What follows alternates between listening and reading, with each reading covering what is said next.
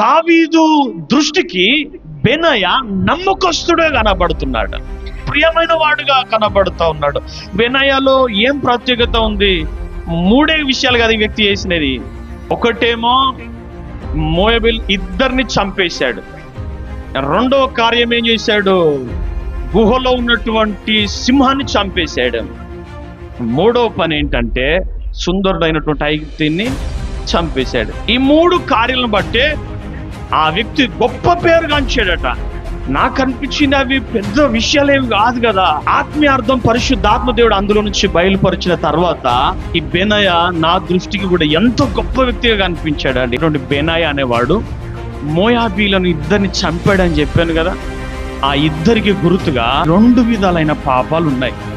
ఒకటేమో వ్యభిచారం, ఒకటేమో విగ్రహారాధన. ఈ రెండిటిని బెనయ అనువాడు జయించగలిగాడు. సంఘములో ఉన్న మనము కూడా జయించాలి. ఈ బెనయ అనువాడు దావీదు దగ్గర ఒక మంచి సైనికుడి పేరు సంపాదించుకోవాలంటే వాటిని చంపేసుకున్నాడు.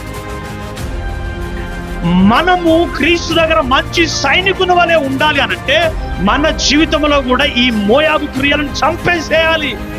రెండో విషయం ఏంటంటే మంచు కాలమున బయలు వెడలి బావిలో దాగి ఉన్న సింహాన్ని చంపేశాడు.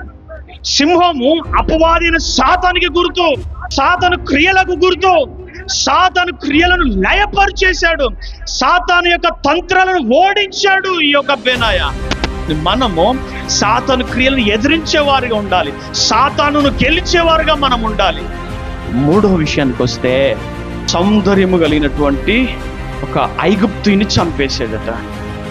ఐగుప్తు దేశం ఏదైతే ఉందో అది లోకానికి గుర్తు. మనము కూడా ఐగుప్తుకు గుర్తున్న లోకానుసారమైన అలవాట్లను, పద్ధతులను, ఆచారాలను, సౌందర్యమైనటువంటి వాటిని అన్నింటిని చంపేసేయాలి. లోకము దాని ఆశలు గతించిపోతాయి. లోకములో ఉన్నదంతయు శరీరాశ, నేత్రాశ, జీవపుటంబాలు. మన ఆత్మీయ జీవితంలో మనం దేవుని దగ్గరగా మంచి సైనికుని వల్ల పేరు సంపాదించుకోవాలంటే నీవు మూడుని చంపుకొని నీవు దేవుని దగ్గర నమ్మకంగా జీవిస్తే ఖచ్చితంగా బెనయ లాగా ఒక మంచి సైనికుల పేరు సంపాదించుకోగలుగుతావు.